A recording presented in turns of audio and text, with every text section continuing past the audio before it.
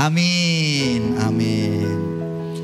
Engkau Tuhan memberkati, Tuhan penyembuhku, Tuhan pemulih. Jadi lagi. Engkau Tuhan memberkati, Tuhan penyembuh, Tuhan pemulihku. Sebelum saya bagikan firman Tuhan, ada di antara saudara yang hari ini mengalami sakit penyakit? Adakah saudara yang hari ini punya pergumulan hidup? Bolehkah Anda hari ini memberi diri Anda untuk didoakan? Sebelum saya menyampaikan firman Tuhan, siapakah yang hari ini punya pergumulan hidup? Siapa lagi yang hari ini punya sakit penyakit? Saya rasa lagu ini mengingatkan saya untuk kita semua juga akan memperoleh pemulihan dari Tuhan. Siapa lagi?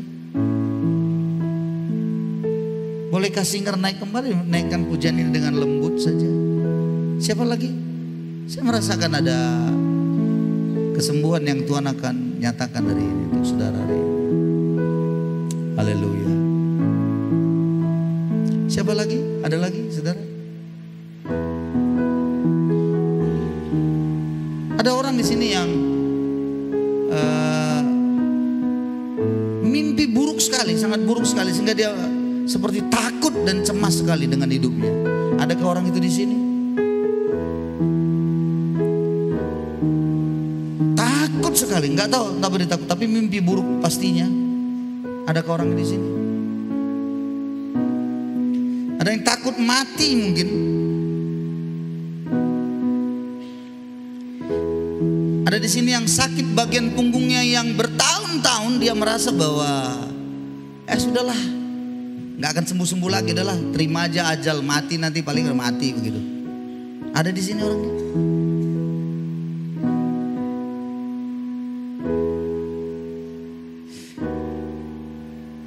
Yang di depan,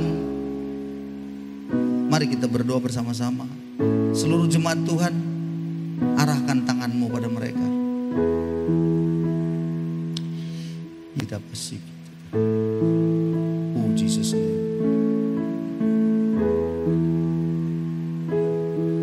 Oh Jesus name.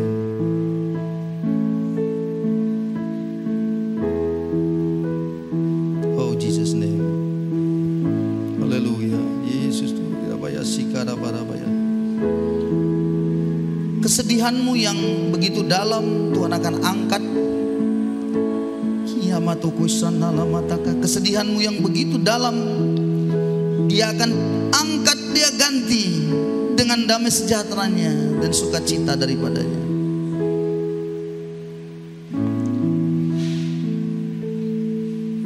Engkau Tuhan yang setia,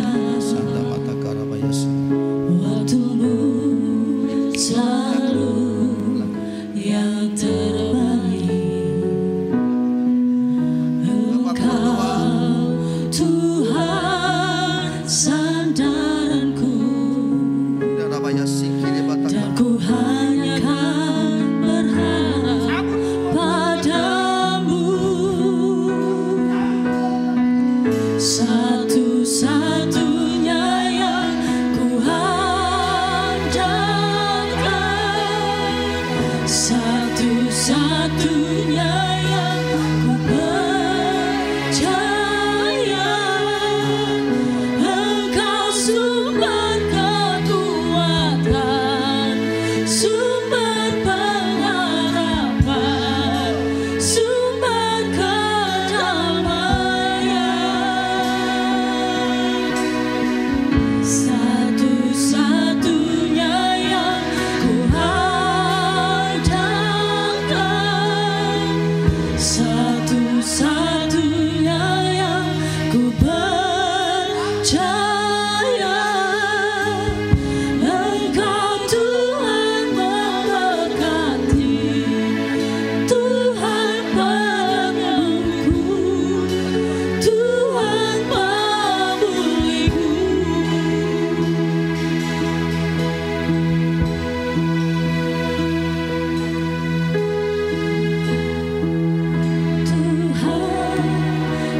setia, waktu selalu yang terbaik. Engkau Tuhan sandaranku, dan ku hanya kan berharap padamu. Satu-satunya yang ku andalkan, satu-satunya yang ku percaya.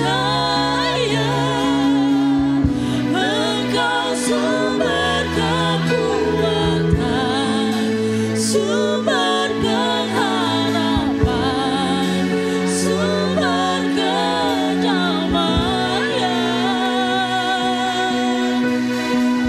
Satu-satunya yang ku andalkan,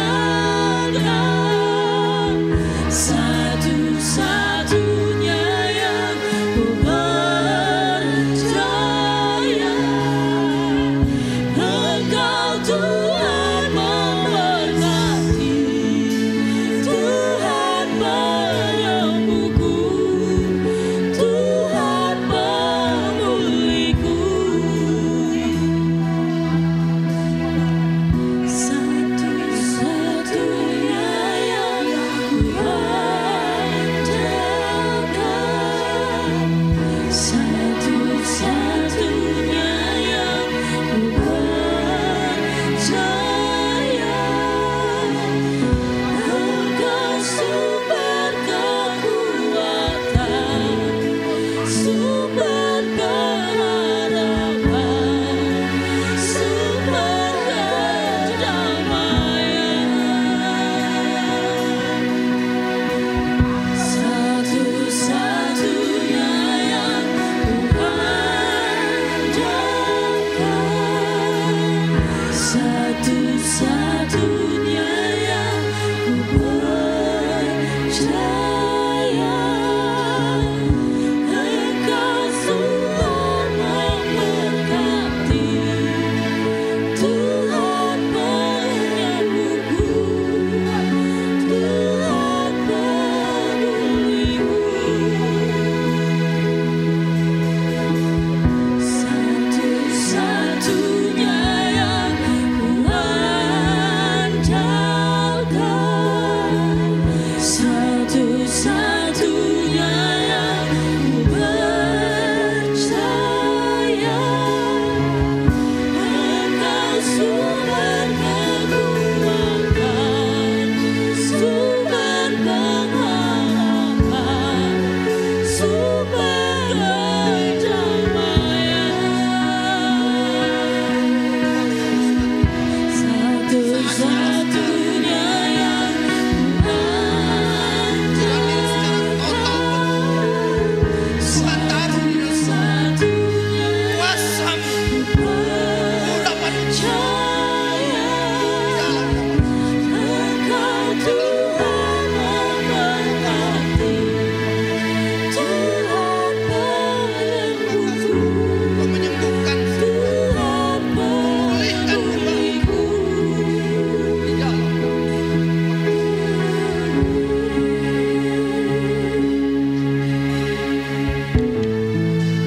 Tuhan penyembuhku, Silakan duduk yang sudah. Tuhan pemulihku. Satu-satunya yang ku andalkan, satu-satunya ku andalkan, satu-satunya percaya. Engkau sumber, amin, sumber kekuatan, sumber kedamaian. Ya. Satu-satunya yang ku tujukan kepada Dia, satu-satunya yang ku percaya. Haleluya.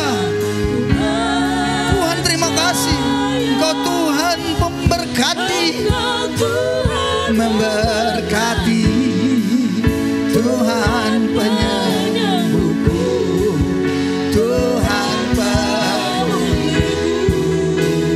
Tuhan memberkati, Engkau Tuhan memberkati, Tuhan penyembuhku, Tuhan pemulihku.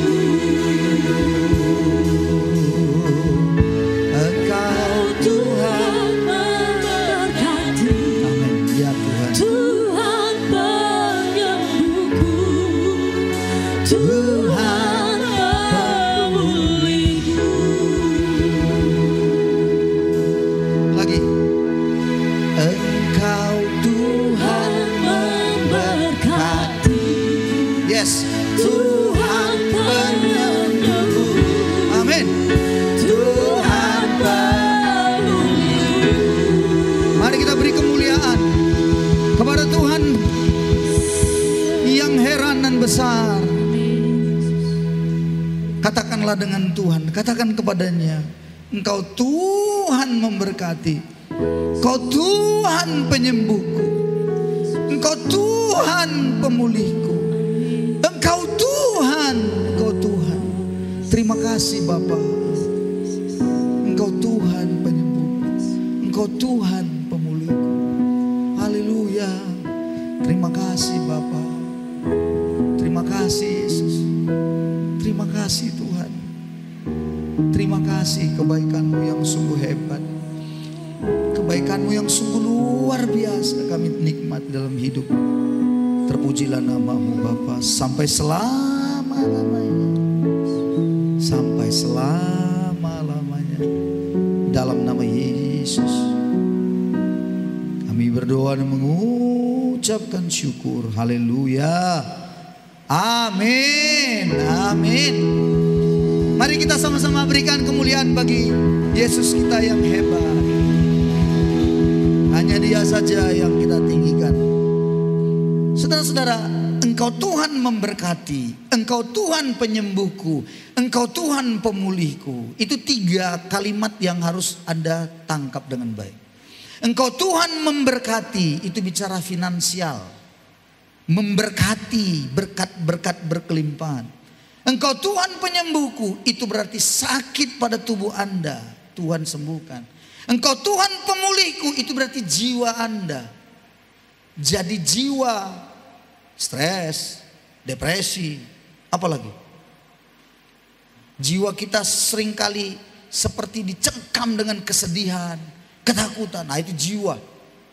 Dan Tuhan ingin memulihkan jiwa saudara juga. Jadi secara finansial dompet Anda katakan begitu ya, kosong gitu ya. Nah, Tuhan sanggup memberkati saudara dengan caranya. Dan kalau Anda sakit, Tuhan sanggup menyembuhkan. Amin. Kalau Anda merasa cemas, khawatir, gangguan jiwa itu, takut bagaimana? Tuhan ingin memulihkan hati saudara, pikiran saudara yang suka melayang-layang, pikiran yang nggak tahu gimana, jalan-jalan aja terus, nggak bisa diam. Ada pikiran begitu, harus ditaklukkan. Apalagi kalau Anda dalam berdoa, pikiran Anda jalan terus. Saya beberapa kali mengalami itu. Jadi waktu doa nih ya, nyanyi nih misalnya, penyembahan. Waktu kita nyanyi mau angkat tangan, pikiran jalan. Jangan-jangan Anda di sini duduk tapi pikiran Anda jalan. Contohnya apa? Waktu nyanyi angkat tangan, ya Tuhan. Tapi pikiran Anda, jemuranku tadi udah siap tadi, mana? Udah kering belum? Kan jalan dia pikirannya. Ada yang begitu di sini. Waktu dia bilang, tadi bagaimana? Ternakku tadi bagaimana ya? Belum dikunci tadi kandang. Jalan dia tuh. Pikirannya jalan tak kemana-mana. Itu artinya Anda harus menertibkan jiwa yang melayang-layang, pikiran itu. Kalau Daud caranya luar biasa. Waktu sulit memuji Tuhan, pikirannya jalan terus. Dia bilang begini, pujilah Tuhan hai jiwaku. Dia pukul dirinya. Pujilah Tuhan hai jiwaku. Pujilah namanya yang kudus. Dia beritahu kepada jiwa ini, pikir, tenang. Jadi kalau Anda pikiran, hari ini Anda ibadah tapi pikiran jalan terus. Ya kan? Ibadah tapi karena mau keluar, sebentar lagi ada urusan begitu. Urusannya apa? Urusannya nanti mau narik jule-jule. Habis ini mau narik jule-jule. Langsung berpikir, siapa nanti yang menang jule-jule ini ya? Maunya aku lah ya. Tapi dengerin khotbah, matanya begini. Tapi pikirannya jule-jule. Yang begitu Anda nggak dapatkan pemulihan Tuhan. Anda nggak dapatkan yang disebut kesembuhan dari Tuhan. Makanya waktu kita beribadah itu memang tanggalkan semuanya. Tanggalkan, beban masalah letakkan. Sakit, oke, letakkan dulu semua itu. Dan waktu kita berdoa menyembah Tuhan, begitu dikatakan Tuhan menyembuhkan, aminkan. Hidup dan mati dikuasai oleh lidah. Amin ya saudaraku. Amsal 18 ayat 21 bilang hidup mati dikuasai oleh lidah. Siapa suka menggemakannya akan memakan buahnya. Nah, kalau Anda selalu berkata-kata jelek tentang hidup Anda, jeleklah yang Anda dapatkan. Kalau Anda berkata-kata yang baik tentang hidup Anda, baiklah yang Anda dapatkan. Jadi perkatakan selalu yang manis, yang baik. Saya pernah lemas gitu ya, kayaknya capek, tubuh itu agak sedikit sakit begitu. Tapi perkataan harus dilawan dengan perkataan saya akan melawan itu. Tidak, aku sehat dalam nama Yesus. Walaupun nanti terus terang sampai di rumah saya tahu tensi saya turun. Akhirnya saya pergi ke dokter Pak Hotman Purba, dikasihlah aku vitamin. Tapi itu tidak akan membuat saya jadi orang yang stres gitu, tidak. Karena perkataan itu akan meneguhkan kita. Amin saudaraku. Sakit pun kita perkatakan selalu yang baik tentang tubuh ini. Aku sehat Tuhan, aku kuat. Amin saudaraku. Tapi kalau tiba-tiba Tuhan ingatkan olahraga, ya olahragalah. Jangan pula aku sehat Tuhan, tapi makanannya daging terus. Sehat aku Tuhan. Nah, itu namanya melawan hukum alamnya. Nggak bisa dilawan itu hukumnya itu. Dalam dunia ini banyak hukum dan jangan dilanggar. Kalau dilanggar, Anda akan dapat akibatnya. Contoh, mencuri boleh atau tidak? Tidak. Kalau Anda langgar, Anda dapat hukumannya. Hukum fisika begitu. Hukum gravitasi. Anda lempar ini ke atas, dia pasti ke bawah. Memang itu hukumnya. Dan jangan lawan. Kalau Anda mau berkata enggak bisa. Maksudnya gimana? Contoh, Anda di lantai 3, Anda bilang dalam nama Yesus. Itu kan ada gila enggak itu? Darah Yesus, darah. Terus Anda lompat, Anda bilang dalam nama Yesus, aku bisa terbang dibikin Tuhan. Itu bodoh-bodoh kau. Coba lakukan. Kalau enggak langsung innalillahi wa inna ilaihi rajiun. Mati kau langsung. Jangan dilawan. Itu hukumnya. Nah, hukum kesehatan sama. Makin banyak akan Anda makan daging babi, pasti kolesterol naik. Pasti sebentar lagi Anda akan bisa ngalamin asam urat. Urat Anda diasami. Ngerti maksudnya? Gimana kalau udah asam? Wah, itu sakit sekali. Jadi Anda harus olahraga juga kan? Walaupun tidak menjamin kita masuk surga, betul ya? Jadi saudara-saudaraku, waktu kita datang dengan sebuah kerinduan pada Tuhan, kita akan mendapatkan sebenarnya banyak hal dari Tuhan. Waktu kita selalu mengatakan yang jelek, maka akan sulitlah datangnya apa yang dari Tuhan. Karena berlawanan hukumnya. Nangkep maksudnya? Allah hukumnya positif, Anda melakukannya negatif. Bagaimana mau nyambung? Harus selaras dengan Tuhan. Begitu dia. Jadi jangan lawan hukumnya dengan berlawanan. Anda harus mengerti. Kan ada orang, dia sudah tahu sakit kolesterol, dia ada kolesterol tinggi, tapi dia makan di antara teman-teman, ya namanya pesta, ada banyak makanan enak. Lalu dia bilang pada saya, Pak Pendeta, luar biasa doa Bapak tadi ya. Oh ya, kenapa? Bapak kan sudah bilang tadi, dikuduskan semua dengan darah Yesus, doa dan firman, puji Tuhan Pak, berarti sudah kuduslah semuanya ini. Oh iya Pak. Oh iya puji Tuhan Pak. Iya, makanya diambilnya lagi daging babi tadi banyak. Kenapa? Sudah dikuduskan. Saya tanya saudara, itu orang cepat mati atau tidak? Pasti cepat mati. Doa saya dikuduskan itu bukan berarti membuat dia membuka dirinya untuk menyatakan semuanya bisa karena ini sudah dikuduskan. Gak bisa, Anda tidak boleh langgar. Sama, darah Yesus sudah menyucikan kita, katakan amin. Yesus mati di kayu salib menyelesaikan dosa-dosa kita, amin. Lalu Anda bilang, oh karena Yesus sudah menyucikan, oh puji Tuhan. Lalu Anda berbuat dosa terus, nggak apa-apa, Yesus sudah menyucikan saya. Apa benar itu? Oh tidak bisa. Anda lakukan itu, Anda akan dapat yang disebut hukum tabur tuai. Apa yang kau tabur, pastilah kau tuai. Jadi jangan dilawan. Jadi kita perlu menselaraskan diri kita sesuai dengan firman. Haleluya, amin.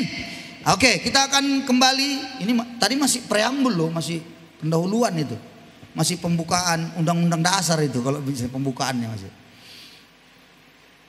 Tema kita dalam bulan ini bicara tentang doa dan puasa, dan kita akan coba belajar tentang puasa lagi. Saya akan coba dengan cepat begitu ya, tetapi ada ayat-ayat yang akan dibuka. Anda siapkan catatan Anda dan Anda harus menulis dengan cepat. Karena bahannya tidak ada. Semua hanya ayat-ayat saja. Nanti Anda lihat. Berbicara dulu tentang puasa. Kita sudah dalam 3 minggu kita bicara tentang puasa dan doa. Dan waktu berbicara puasa itu berbicara tentang merendahkan diri. Dan memang dalam perjanjian lama, orang-orang di perjanjian lama berpuasa itu selalu identik dengan kerinduannya untuk merendahkan diri kepada Tuhan, memohon belas kasih Tuhan. Jadi dia berdoa untuk menguatkan doanya ini, dia merendahkan diri pada Tuhan, menguatkan, meyakinkan begitu ya, ibaratnya datang ke Tuhan, ini Tuhan. Dia sungguh-sungguh memohon, maka dia berpuasa. Minggu yang lalu kita sudah belajar bagaimana kemenangan lewat doa dan puasa. Raja Yosafat beroleh kemenangan yang luar biasa. Allah berperang ganti dia. Kalau kita melihat itu di perjanjian lama, puasa memang bisa seperti itu. Dan kalau kita melakukan puasa seperti itu, nggak ada salah juga merendahkan diri kepada Tuhan. Sebagai contoh dengan cepat, Imamat 16 ayat 29 sampai 31. Ini perjanjian lamanya ya. Ini sebuah ketetapan yang Tuhan wajibkan kepada umatnya Israel. Dalam konteks budaya Yahudi, ini harus dilakukan. Menjadi sebuah ritual yang harus dikerjakan. Pasal 16 ayat 29. Sudah dapat semuanya?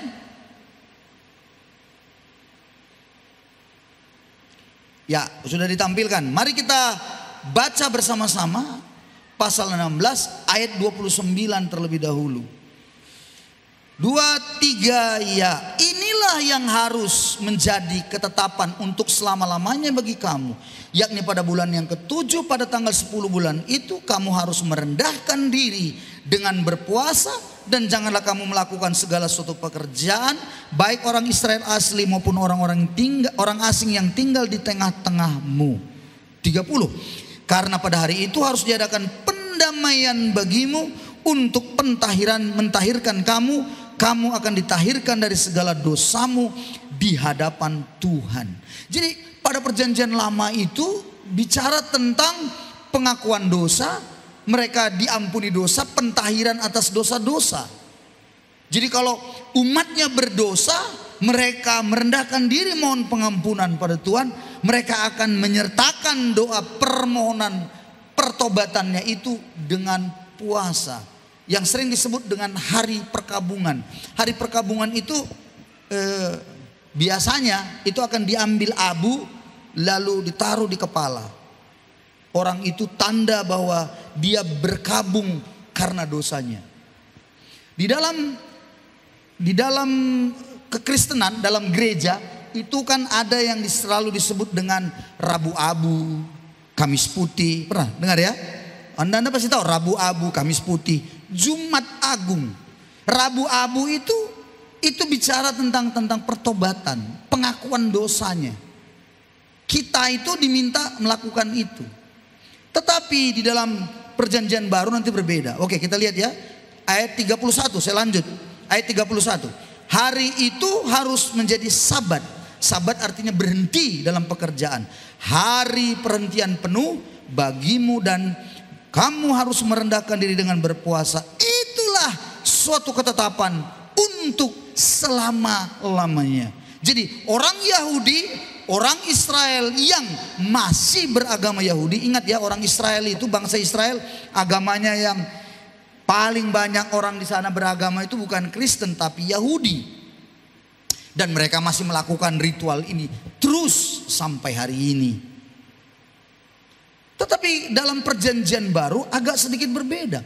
Kalau perjanjian baru, kalau bicara tentang berpuasa, tidak lagi bicara tentang pengakuan dosa, bicara tentang merendahkan diri, mengakui dosa-dosa, tidak.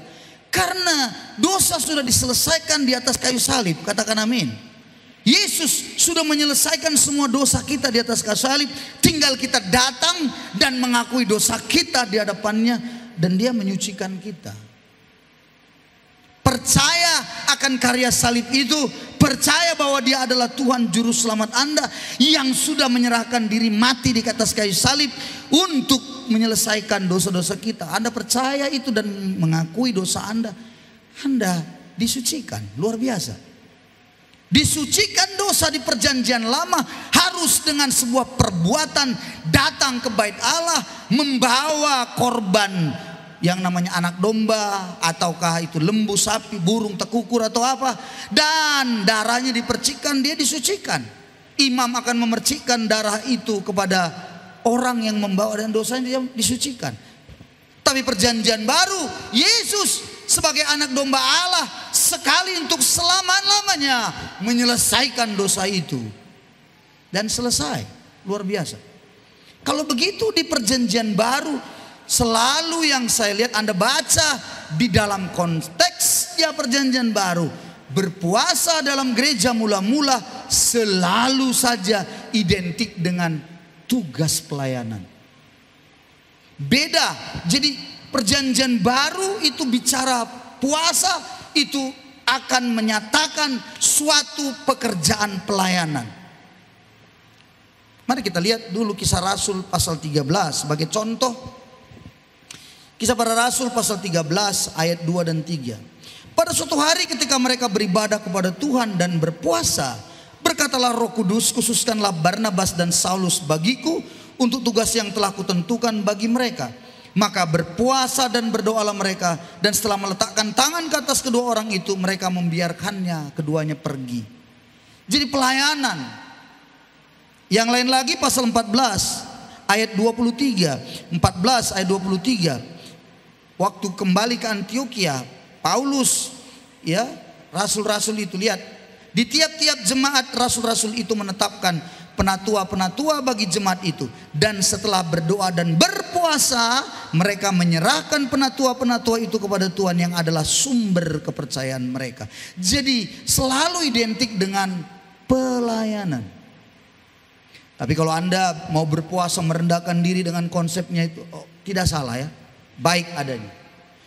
Nah, oleh karena ritual agama yang sudah dijalankan oleh orang Yahudi, begitu luar biasanya mereka melakukan puasa itu, sehingga akhirnya ritual agamanya lebih ditonjolkan oleh orang Yahudi daripada sesuatu yang disebut perubahan dalam diri yang harus diutamakan.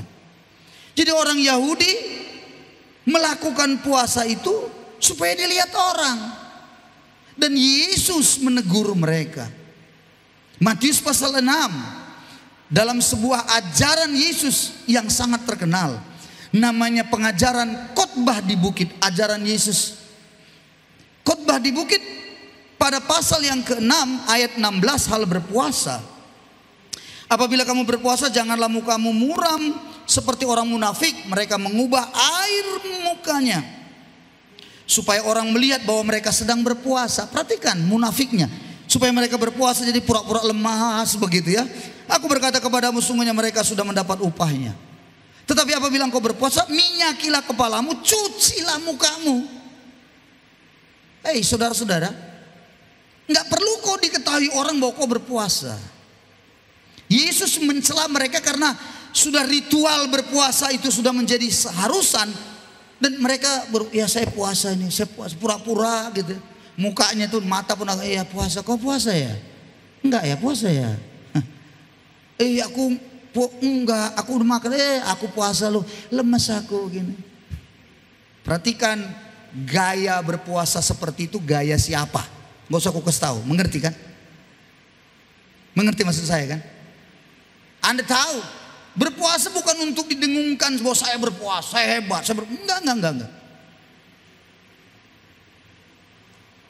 Ayat 18, supaya jangan dilihat oleh orang bahwa engkau sedang berpuasa, melainkan hanya oleh Bapakmu yang ada di tempat tersembunyi, maka Bapakmu yang melihat tersembunyi akan membalasnya kepadamu. Nah, 2 minggu yang lalu juga saya sudah sampaikan kepada saudara, ada berapa jenis puasa? Ada berapa?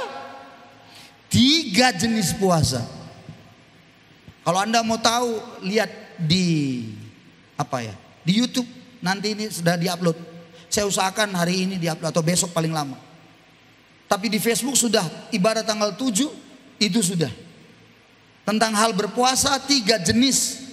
Anda yang belum ikut ibadah kemarin bisa lihat, bisa dengerin di situ. Ada puasa normal, tidak makan tapi minum. Ada puasa total, tidak makan tidak minum. Dan ada puasa Daniel 10 hari atau 21 hari yang tidak makan makanan yang sedap-sedapan. Dan kemarin saya sudah bilang, untuk jenis puasa yang Daniel itu saya sering lakukan. Tetapi jangan lupa, bukan untuk dipertontonkan. Amin saudaraku. Kan saya sudah bilang, kita diajak makan. Ini kita puasa Daniel loh. Makan kan namanya pesta. Daging babi, daging kerbau, daging hutan, daging setan pun ada di situ, ya kan? Apa makanan semua begitu ya. Tapi nanti ada di sana ikan teri, terus ada rebusan pulgoberio, ya kan? Nah begitu kita makan, ingat kalau kita puasa Daniel, makan, tapi dilihat dulu semua, perhatikan. Wih, ini enak kali, ini ada pula ikan asam manis. Memang meleleh di sini asam manis. Tapi karena Anda tuh puasa, Anda akan menyingkir, Anda akan cari yang tidak enak. Apa itu? Bulu goberio rebusannya dengan ikan teri. Ada di situ sambalnya di situ ada cabai giling. Itulah. Kalau Anda dibilang makan ini gini, oh ya makasih. Udah cukup. Jangan bilang dikasih ini Pak, jadilah kehendakmu Tuhan. Anda tidak berpuasa Daniel. Nah 2 minggu yang lalu saya sudah sampaikan itu. Jadi puasa itu tidak mesti harus total, tapi juga puasa normal. Yesus berpuasa 40 hari 40 malam, kata Matius pasal 3. Yesus pun laparlah, bukan haus. Jadi Yesus tidak makan, tapi dia minum air. Tapi ingat ya, saya sudah ingetin, minum itu harus air apa? Air putih. Jangan pula minum air saya Pak, saya ini minum air apa? Es cendol, es koteng. Itu mah bukan puasa. Tidak makan tapi minum air putih saja. Kalau udah lemes sekali karena terlalu lama, apa yang dilakukan? Karena banyak kegiatan ya, lakukanlah dengan minum teh manis supaya Anda kuat lagi. Oke, saya tidak ulangi lagi tuh. Tetapi sekali lagi Yesus sedang menegur mereka bahwa berpuasa bukan supaya dilihat orang. Nah, yang selanjutnya Matius pasal 9. Nah, ini kita mau belajar lagi nih. Waktu kita masih ada. Matius pasal 9 ayat 14 sampai 17. Kembali lagi Yesus mengajarkan tentang hal berpuasa. Tadi Matius pasal yang ke-6 tadi berpuasa, hal berpuasa juga. Dan ini disampaikannya karena ada yang bertanya. Pertanyaannya begini, ayat 14. datanglah murid-murid Yohanes kepada Yesus dan berkata, "Mengapa kami dan orang Farisi berpuasa, tapi murid-muridmu tidak?" Nah, ini pertanyaannya. Maka Yesus coba menjelaskan. Silakan baca Bapak Ibu Saudara ayat 15. 2, 3 ya.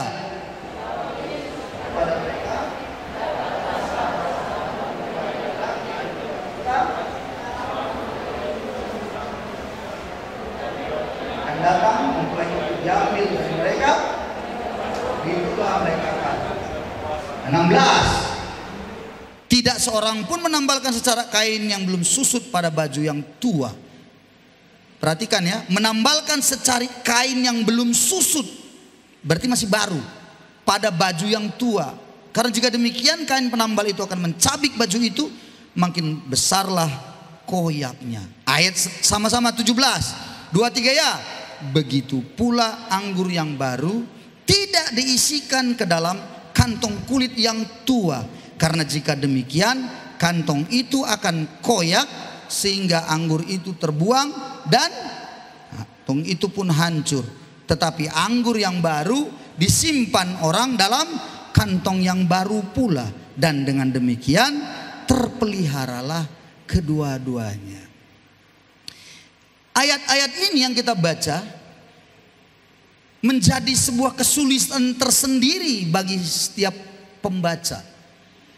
Para penafsir saja, penafsir Alkitab, berbeda pendapat soal penafsiran di ayat yang kita baca ini. Saya tidak mau berpolemik dengan banyak tafsir-tafsir sana sini, tapi saya akan coba menyampaikan kepada saudara yang sederhananya. Coba dibayangkan, heran sekali orang bertanya, "Mengapa muridmu tidak berpuasa?" Yang bertanya ini orang Farisi dan murid Yohanes. Orang Farisi sekali lagi orang-orang yang sudah ritual agamanya kuat, betul ya? Yang setiap apa itu ritualnya itu begitu kental. Dan mereka lihat murid-murid Tuhan Yesus, Yesus yang sebagai rabi juga, yang sebagai guru dalam Taurat, dalam firman Tuhan, kok nggak diajarkannya murid-muridnya itu berpuasa? Nah, mereka bertanya. Halo, menariknya coba Anda lihat. Yang Tuhan Yesus jawab tentang mempelai. Dapatkah seorang mempelai berduka cita ketika mempelai? Dapatkah sahabat-sahabat mempelai itu berduka cita sedangkan mempelai itu masih ada sama? Kenapa pula hubungannya mempelai? Lalu dijawab lagi tentang kain yang koyak, yang sobek, itu ditambal dengan baju kain yang masih baru. Apa pula hubungannya itu? Ditambah lagi, begitu pula anggur di dalam kantong kulit. Semana menafsirkan itu? Bagaimana bisa menjelaskan? Nah, itu makanya kesulitan tersendiri bagi setiap pembaca dan juga sebenarnya para penafsir Alkitab. Kita pasti bingung. Nah, saya coba bagikan kepada saudara apa yang saya tangkap. Satu, dengar baik. Waktu berbicara puasa, Tuhan sedang membawa kita yang disebut dengan mempelai. Mempelai itu bicara tentang perkawinan. Katakan bersama dengan saya, perkawinan.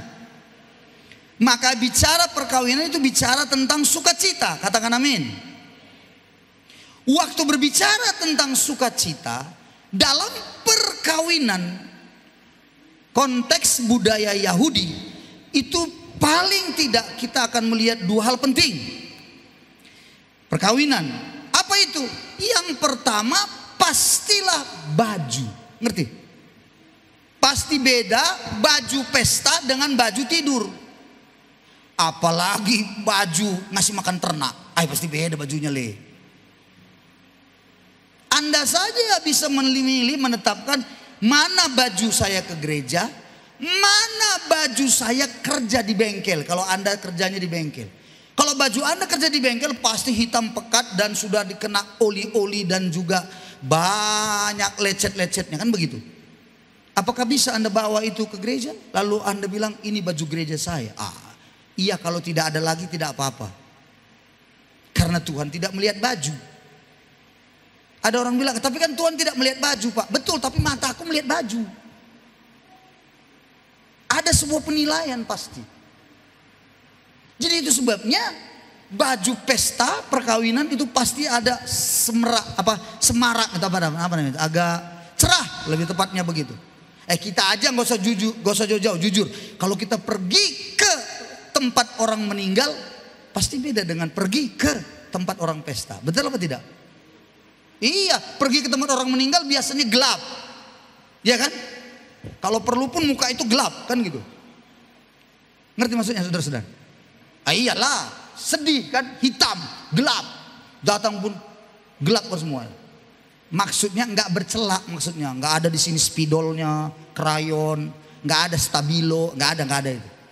Pasti gelap, namanya sedih, duka cita, gelap. Pergi di pesta, gitu, orang akan bilang, adanya muka ibu ini. Pasti orang akan menilai, cuman ini. Paling tidak yang namanya perempuan saya tahu, dia akan membeli bedak yang terbaik sesuai kemampuan uangnya. Betul nggak? Nggak bisa dia beli bedak dari London, dari Amerika sana, ya udahlah. Bedak dari Lahewa pun jadilah. Ngerti maksud saya? Ya itu ya begitu uangnya, nggak apa-apa kan? Tapi kita harus ingat, pokoknya beda penampilannya waktu dia ke pesta dengan ke rumah duka. Itu yang pertama. Yang kedua, dalam konteks budaya Yahudi, biasanya kalau perkawinan sangat identik dengan anggur. Kalau tidak ada anggur, itu nggak sah rasanya pesta itu. Makanya waktu mukjizat pertama Yesus lakukan di dalam pesta perkawinan, bukan? Perkawinan di Kana. Yesus melakukan mukjizat itu waktu mereka kehabisan anggur, Yesus menjadikan air menjadi anggur. Anggur itu sukacita yang melimpah. Kalau nggak ada itu nggak nikmat perkawinan itu, pesta itu begitu. Itu konteks budaya Yahudi. Jangan pula kita tiru-tiru. Oh iya ya, ya memang itulah Pak. Kalau tidak ada tuak nifara nggak mantap pesta itu. Itu jangan. Tuak nifara itu bukan anggur. Ada lagi yang bilang anggur vigor Pak, anggur vigor. Alah, vigor itu bukan anggur. Itu adalah minuman beraroma anggur. Itu dia. Difermentasi dia bisa. Tapi ingat baik-baik. Anggur menjadi sebuah kelengkapan penting dalam pesta perkawinan. Nah, kalau kita runutkan dari atas, pertanyaannya tentang puasa, lalu dijawab Tuhan tentang kain, dijawab Tuhan tentang anggur, pasti ada sesuatu yang penting di situ. Ayat yang 15 bilang tadi begini kan, bagaimana mempelai itu berduka cita. Sahabat mempelai itu berduka cita. Kalau mempelainya masih ada. Kalau mempelainya tidak ada lagi, diambil, barulah di situ mereka berpuasa. Berarti mempelai bicara tentang sukacita di dalam pesta pernikahan itu. Tidak ada mempelai berarti merasa hilang, ya kan? Merasa ada yang kurang, ya kan? Kalau begitu saudara-saudara, bagi kita, kalau sudah merasa ada yang kurang di dalam Tuhan diri kita, kadang-kadang kita merasa seperti jauh dari Tuhan diri kita. Kadang-kadang kita merasa bagaimana tidak ada sukacita, sepertinya sulit saya ini bersukacita. Kayak ada tekanan dalam diri saudara. Itu artinya mempelai sedang diambil dari saudara. Dan disitulah Anda dan saya berpuasa. Nangkap maksud saya? Jadi kalau Anda sulit sukacita, banyak sekali beban Anda rasa. Jangan cuma bicara masalah ya. Dengarkan saya. Banyak orang yang melayani. Tapi dia nggak bersukacita dalam pelayanannya. Banyak dari situ. Saya pernah ngalami melayani, tapi saya nggak menikmati pelayanan itu. Saya seperti hilang sukacita dalam pelayanan itu. Itu artinya saya harus berpuasa setelah kehilangan itu. Ini yang semua sudah mimbarin di semua ini. Bisa aja melayani tapi dia tidak menikmati. Kalau Anda yang ada di atas mimbar ini tidak menikmati lagi pelayanan Anda, saatnya Anda berpuasa. Sama seperti saya, ibu bapak. Saya katakan, kalau saya khotbah saya tidak lagi memberkati saya. Perhatikan baik-baik. Anda mungkin bilang, ya bapak ibu diberkati gini, tapi saya merasa tidak diberkati dengan khotbah saya sendiri. Itu berarti saya telah kehilangan mempelai itu. Saya harus berpuasa. Ibu bapak bagaimana? Coba lihat dalam kehidupan Anda. Bekerja Anda, mencari uang, mencari segenggam berlian, mencari banyak harta. Enggak salah sih, baik sih. Tapi Anda nggak bisa menikmati. Anda rasanya sulit bersuka cita dengan semuanya. Anjuran saya, berpuasalah. Carilah Tuhan dengan sungguh. Saya nggak perlu ajarin lagi bagaimana, karena kita sudah belajar berapa kali yang lalu. Anda datang pada Tuhan, tidak makan Anda, tapi Anda doakan semuanya. Anda buka firman Tuhan, renungkan terus menerus. Sampai nanti ada saatnya akan dipulihkan sukacita ada dalam hidup saudara mengerjakan banyak hal. Sama juga kalau Anda pedagang, sama, semuanya sama. Jualan, ya, udahnya ada untung, tapi tetap saja nggak bisa menikmati hidup. Tetap aja rasanya keuntungan itu kurang. Bagaimana? Padahal sudah banyak untungnya, udah ada. Kurang juga gini. Nah, itu artinya Anda puasalah. Jangan makan. Bagaimana kalau minum, Pak? Oke, minum oke. Puasa Anda berarti puasa normal. Tapi waktu Anda minum air putih, Anda doa lagi, doa lagi. Anda kemudian baca firman Tuhan lagi. Dan Yesus mengatakan begini, ibarat kain yang ditambalkan. Jadi ini kainnya, ini kain yang sudah lama kusam, koyak. Waktu koyak itu diambillah kain yang masih baru, ditempel, dijahit begitu, diberikan di situ, ditambalkan dia. Orang tukang jahit pasti tahu. Kalau kain yang baru ditempelkan pada pakaian yang lama, tempel begitu ya, apa yang terjadi? Nanti lama kelamaan kain yang baru tadi itu dia akan mulai kusut, lisut. Mengapa? Ya karena matahari, kena air, jemuran, disetrika begitu ya. Itu akan mulai kusut, dan waktu dia menjadi kecil mengusut, dia akan tarik semua hasil jahitan sekeliling itu. Dan makin besarlah koyaknya. Nah, Tuhan bilang tidak mungkin seperti itu. Nah, bahasanya apa bagi kita?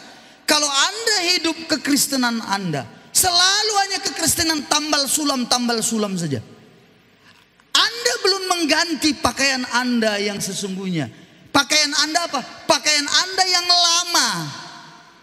Terus ada koyaknya, Anda ambil yang baru. Anda sepertinya tambal iman Anda saja. Harusnya tidak seperti itu. Harusnya bagaimana? Buang pakaian yang lama, jadi pakailah pakaian yang baru. Katakan amin. Itu yang benar. Seringkali ada koya, ada kelemahan kita, ada salah, ada dosa kita. Kita coba tutupi dengan segala cara.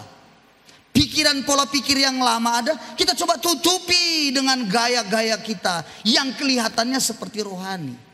Padahal akan memperbesar koyaknya. Jalan terbaik, ganti pakaian kita. Dari yang lama menjadi yang baru.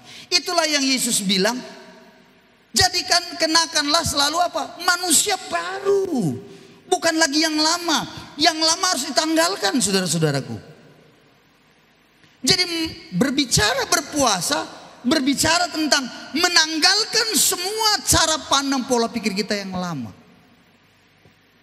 Seringkali berpuasa mendapat sesuatu dari Tuhan yang baru, tapi kita, baju kita, diri kita, hidup kita masih pola pikir yang lama. Gaya-gaya yang lama. Tuhan bilang misalnya, kamu senantiasa di dalam Tuhan harusnya mulai berdoa sungguh. Tapi dia berpikir itu tidak perlu. Tapi dia mengharapkan sesuatu yang baru dari Tuhan. Tapi pikirannya bilang, enggak betul. Aku yang betul. Bagaimana mau bisa maju? Anda harus tanggalkan yang lama itu. Jangan pakai pola pikir yang lama. Berapa banyak orang yang saya temukan, pola pikirnya masih yang lama. Tapi berharap sesuatu yang baru dari Tuhan. Enggak mungkin. Begitu juga dengan anggur. Anggur yang baru, ini sukacita. Anggur yang baru itu tidak boleh dimasukkan pada kantong kulit yang tua. Nah, kantong kulit itu dulu kan kalau minum orang-orang Yahudi itu zaman perjanjian lama lah saya katakan. Dia kalau minum bukan pakai plastik, nggak ada plastik pada waktu itu. Yang ada itu kantong kulit, dari kulit-kulit binatang itu dibuat begitu, dan biasa mereka minum dari kantong kulit itu. Nah, kalau kantong kulitnya lama itu biasanya sudah keras, ngerti? Nggak lagi elastis. Dan biasanya rapuh pasti. Itu kantong kulit yang lama. Datanglah anggur baru, dimasukkan. Nah, anggur baru saudara-saudaraku, itu dijadikan dia anggur untuk diminum, itu sudah difermentasi terlebih dahulu. Difermentasi oleh dengan apa? Sejenis, kalau kita sekarang namanya sejenis ragi, peragian. Sehingga anggur, ingat ya, anggur itu dapatnya dari mana? Ya buah anggur.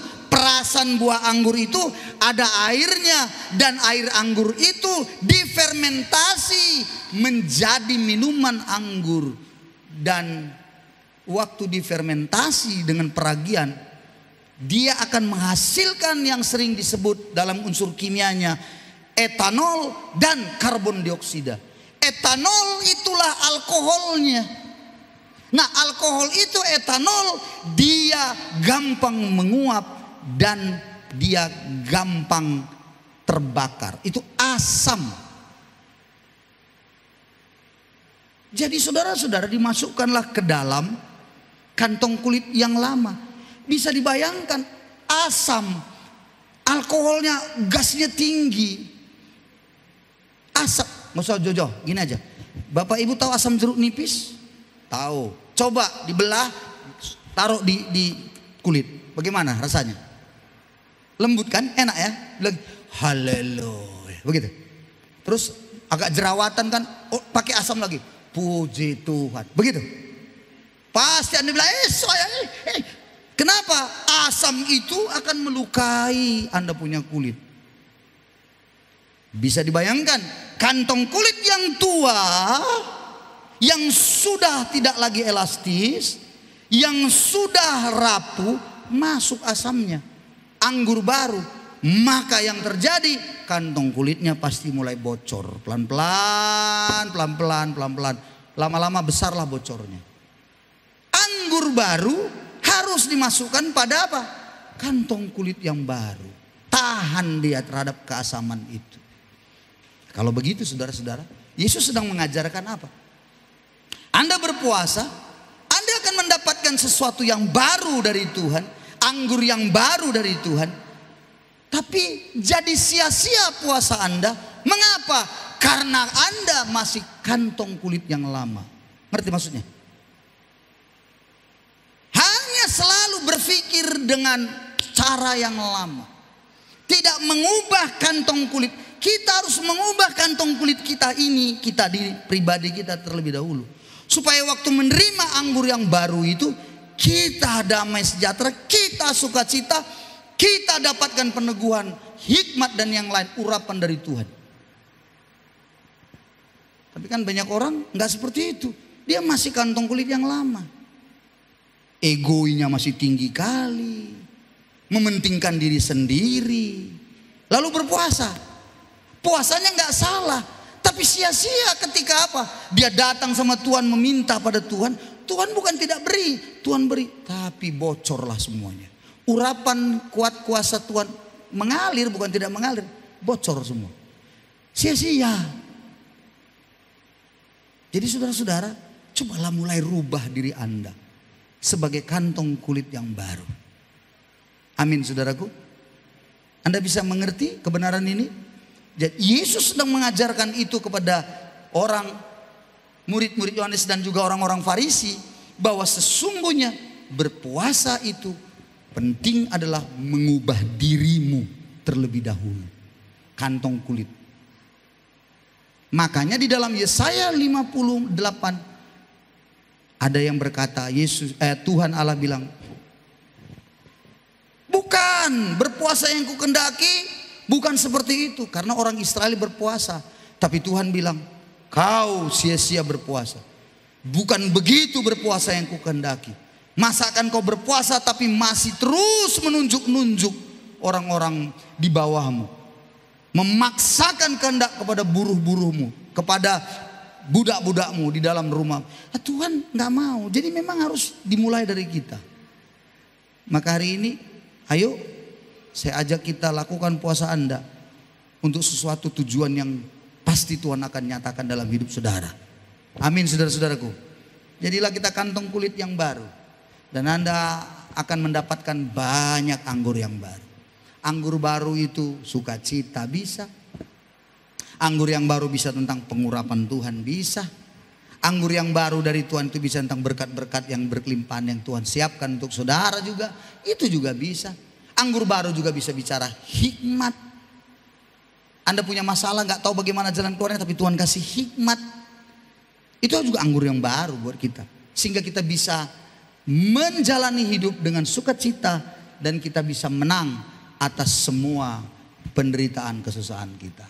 Tuhan memberkati kita pada hari ini. Dan saya berharap kita semua bisa melakukannya. Berpuasalah Anda.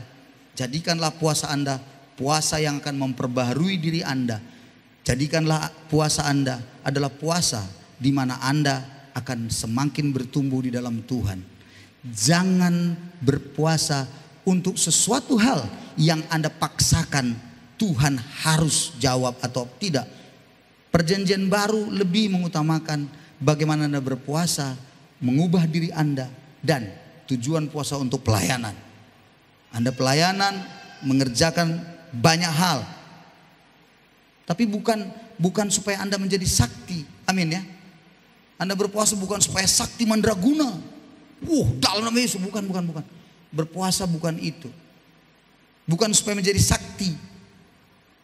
Berpuasa supaya menjadi sakti, itu dukun. Bilang kiri kanannya, itu dukun. Iyalah kan. Kan ada dukun di mana dia? Di Gunung Kawi sana dia bertapa, berpuasa gitu. Dapatlah dia ilmu gaib. Ini bahaya ini. Ada orang yang bertujuan berpuasa supaya dipakai Tuhan luar biasa, supaya berdahsyat gitu. Betul, sepertinya betul. Lalu di mana? Saya berpuasa di mana? Di Gunung Semeru. Pas berpuasa meletus gunung itu, mati dia. Bukan itu. Enggak gitu. Konsep kebenaran enggak begitu. Kan banyak nih sekarang nih. Ada tuh hamba Tuhan yang coba meniru-niru. Tapi mohon maaf, sudah bergaya dan stylenya itu udah style yang menyesatkan. Gaya dan semuanya yang diapakan udah menyesatkan sekali. Mengapa saya berani bilang? Karena kebenaran tidak ajarkan begitu. Persoalannya di situ. Iya kan?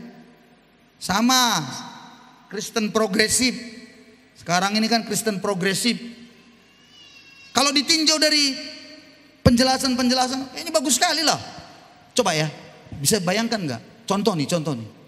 Ada orang yang tidak percaya Yesus, tapi kan orang baik, suka menolong orang, suka memberi, tidak mau mengganggu orang. Jangankan buat jahat, mengganggu saja nggak mau dia.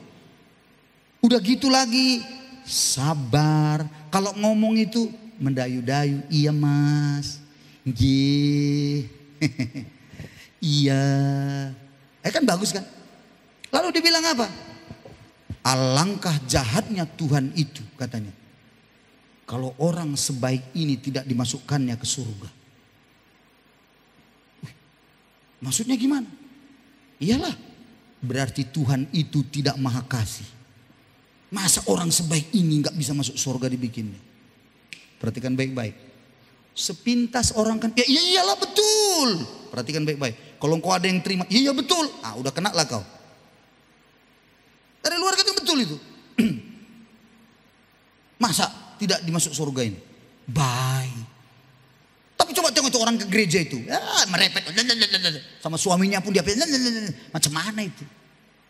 Ini baik budi, murah hati, lemah lembut, sayang pada suami, selalu suaminya dielus-elus kepalanya, terus masuk neraka.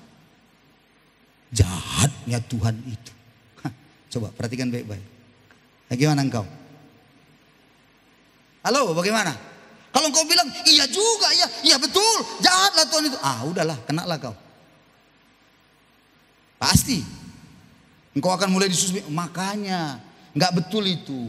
Alkitab itu semuanya hanya banyak salahnya itu, ditulis-tulis. Apalah manusia kan bisa aja salah. Coba kalau kau menulis, pasti ada juga salah-salahnya kan. Kau tulis-tulis kan, pastikan. Mana mungkin bisa benar itu? Ah itu terlalu dipaksakan itu. Nah, mulai kan? Ah dibodoh-bodohi lah kita. Putar. Akhirnya kita bilang, ya Yesus memang bukan juru selamat ternyata. Yang menyelamatkan kita adalah kebaikan-kebaikan kita. Bukan Yesus. Hanya Tuhan Allah Yahweh lah yang menyelamatkan. Bukan Yesus lagi.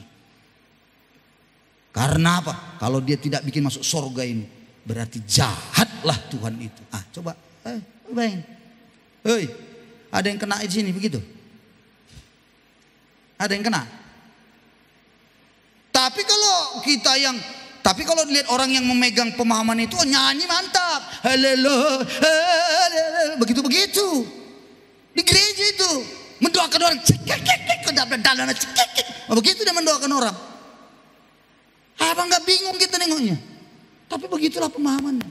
Makanya saya bilang gereja harus belajar untuk kebenaran.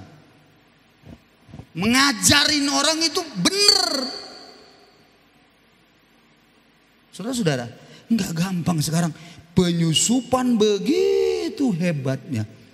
Aduh. Padahal Alkitab jelas berkata, tidak ada keselamatan di kolong langit ini. Apapun siapapun tidak ada yang bisa menyelamatkan. Hanya Yesus yang sanggup menyelamatkan. Katakan amin. Bukan orang baik berbuat baik, salah.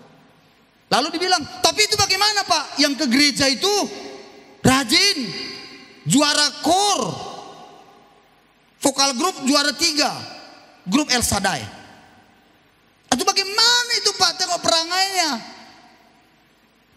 Saya beritahu pada saudara, orang yang sungguh di dalam Tuhan, orang yang sudah diselamatkan, akan mengalami perubahan hidup pelan tapi pasti. Katakan amin.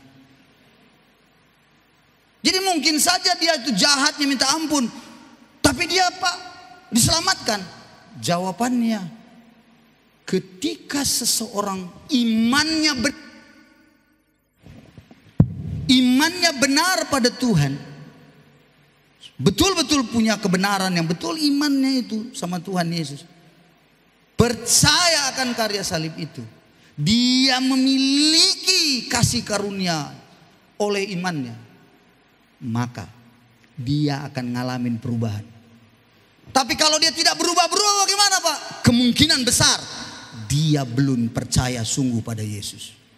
Itu dia. Kalau orang yang percaya sungguh pada Yesus akan ngalamin perubahan demi perubahan. Tidak ada yang sempurna, katakan amin. Tapi akan menuju kepada kesempurnaan. Itu baru satu ajaran Kristen progresif, baru satu. Itu yang dibagikan, banyak disampaikannya. Sampai dibilang Alkitab ini, mana itu Alkitab itu berkontradiksi katanya. Berlawanan satu dengan yang lain. Masa di sini dibilang begini, masa di sini dibilang begini. Nah, contoh, ini aku kasih tahu aja supaya Anda berhati-hati nih. Salomo berapa istrinya? 300. Gundiknya 700. Semuanya 1000. Ada yang mau menyaingi? Hah? Ada? Pasti bapak-bapak bilang, apalagi di samping istrinya, Pak, satu aja repotnya minta ampun, apalagi dua, kan begitu kan. Susah kali, satu aja ngurusnya susah Pak, gitu. Tapi Yesus bilang, tidak boleh bercerai kecuali kematian. Lalu dia bilang apa? Itu kan kontradiksi. Yang di sini bilang istrinya 300, yang di sini bilang tidak boleh menikah. Apa itu ajaran Alkitab? Halo, Alkitab ini isinya 2 hal penting saja. Kalau di semua disimpulkan 2 hal. Yang pertama namanya informasi. Yang kedua namanya ajaran. Kristen progresif itu bilang ini 300 masa gini. Itu bukan ajaran, itu informasi. Salomo punya istri 300. Ajarannya bukan begitu. Ajarannya kalau kau menikah hanya maut yang memisahkan. Itu yang kau ikuti. Tapi selalu dengan segala cara akan mencoba bagaimana firman diselewengkan. Hati-hati. Anda yang merasa sudah hebat karena Anda mampu berdoa melayani. Anda yang merasa sudah hebat karena mampu bermain musik, melayani di atas mimbar. Jangan berpikir Anda tidak bisa sesat. Anda bisa saja sesat kalau Anda tidak mau belajar. Saya sampai hari ini terus mencoba lagi, terus belajar. Saudara-saudara, kita selalu golongan-golongan karismatik yang rematik ini, tahu jagonya apa kita? Jagonya kita selalu dunia roh. Otak kurang kadang-kadang kita gunakan. Mohon maaf. Roh begitu hebat, kita diagungkan. Ini nggak dipakai. Harusnya sejalan. Roh itu pasti akan mengikuti kebenaran. Amin saudara-saudara. Ya, itu firman. Karena firmanlah yang membebaskan. Katakan amin. Firman itulah yang akan melepaskan saudara dan saya. Jadi membebaskan pola pikir Anda, membebaskan segala sesuatu yang salah. Maka waktu Anda berpuasa, lakukanlah dengan doa dan bacalah firman Tuhan. 2 minggu yang lalu saya sudah belajar kita sama-sama bagaimana Yesus mengalahkan pencobaan dengan cara berpuasa. Dan dia merenungkan firman dan Yesus berkata, ada tertulis, ada tertulis, ada tertulis. Itu berarti firman Tuhan dipakai sebagai senjata. Tuhan memberkati kita semua pada hari ini. Mari kita praktekkan, pulang dari sini berpuasalah Anda. Ambil puasa Anda 1 hari, gak apa-apa. Kalau sudah ada yang bisa, mungkin sudah ada yang bisa 10 hari, oke, gak apa-apa, puji Tuhan. Tapi kalau misalnya ada juga yang sudah sampai 1 bulan berpuasa, haleluya. Ya, gak ada yang apa? Ada amin saudara, ada yang sebulan? Belum? Oh belum, oke saya ulangi. Kalau gitu yang puasa 3 hari saja, haleluya. Oh belum juga, oke. Yang 1 hari lah, 1 hari saja kita mulai. Amin ya saudara ya. Kalau ini pun gak lagi udah keterlaluan. Amin saudara, 1 hari ya, haleluya. Amin. Bilang dulu kiri kanannya, puasalah kita, puasalah kita. Coba bilang dulu kiri kanannya, puasalah kita. Puasalah. Amin ya, puasa ya. Oke, lakukan dengan baik dan benar. Tuhan akan memberkati puasa Anda. Mari kita beri tepuk tangan pada Yesus, haleluya. Mari kita berdoa.